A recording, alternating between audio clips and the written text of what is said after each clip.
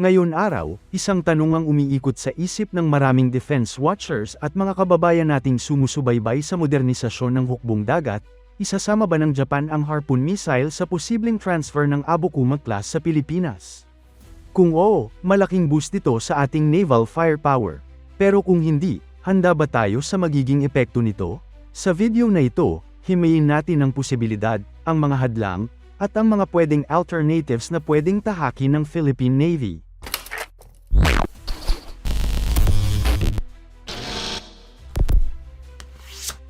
Unang-una, pag-usapan natin kung bakit mahalaga ang Abukuma-class destroyer escorts.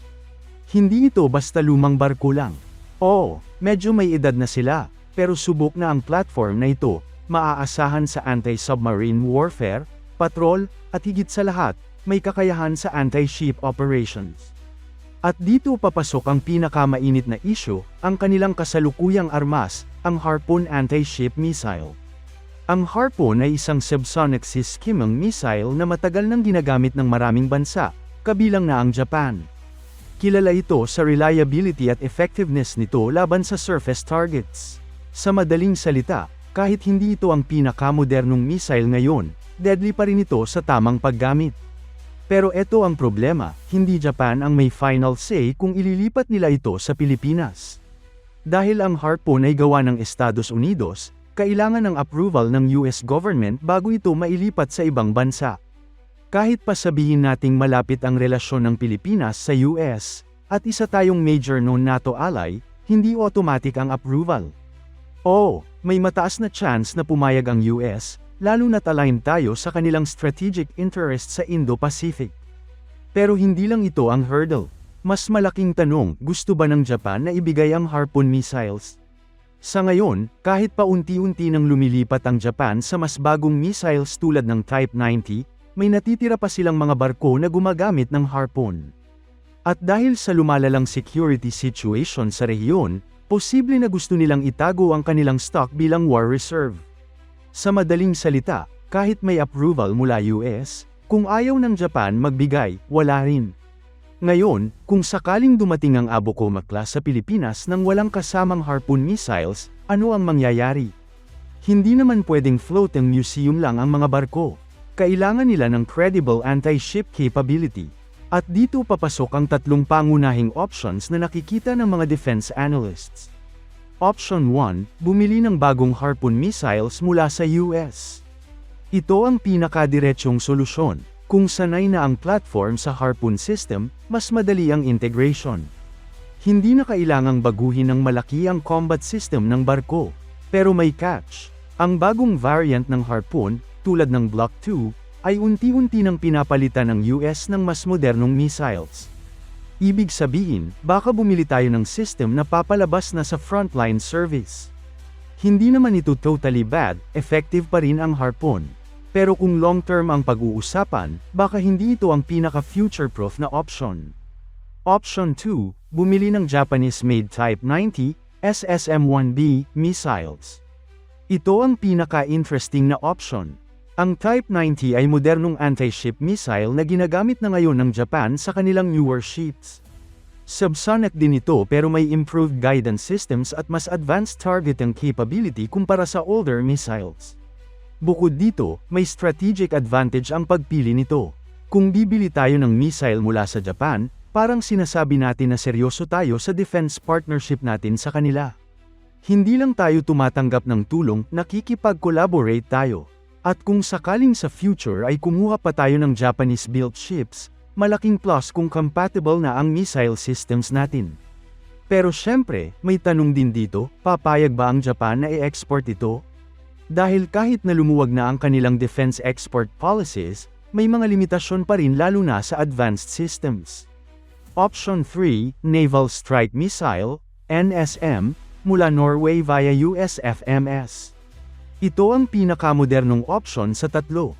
Ang Naval Strike Missile ay kilala sa stealth design nito, advanced targeting, at high survivability.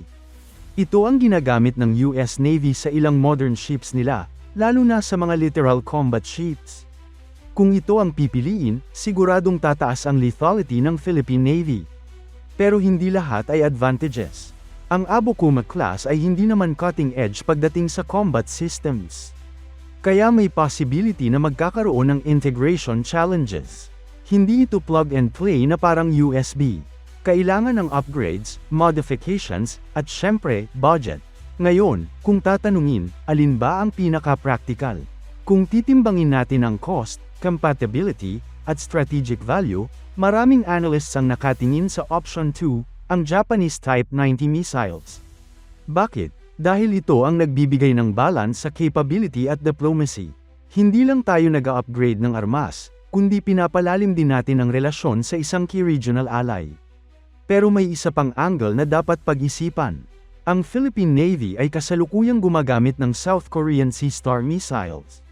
Maganda ang performance nito at proven na rin sa serbisyo. Pero malabong i-integrate ito sa Abukuma class. Bakit? Dahil ang Japanese platforms ay designed around their own systems.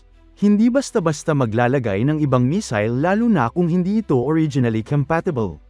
Bukod sa technical challenges, may political at industrial considerations din. Sa kabuuan, ang tanong na, isasama ba ang Harpoon missiles, ay hindi lang simpleng yes or no. Ito ay nakadepende sa tatlong bagay. Una, approval ng US. Pangalawa, willingness ng Japan. Pangatlo, long-term strategy ng Pilipinas. At dito papasok ang mas malaking picture. Hindi lang ito tungkol sa isang missile system o isang barko.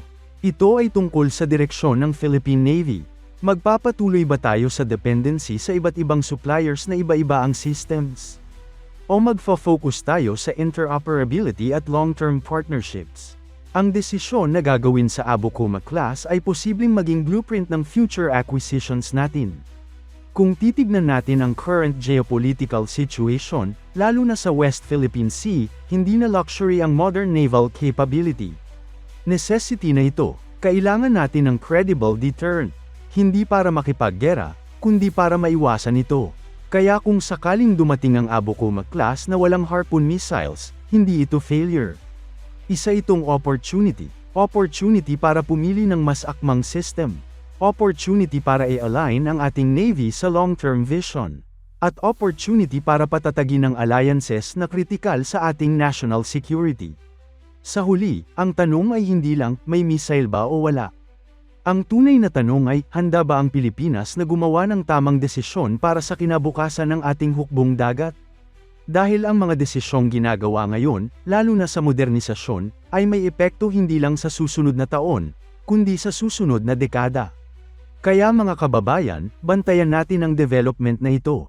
Dahil ang Abukuma class transfer ay hindi lang simpleng paglipat ng barko.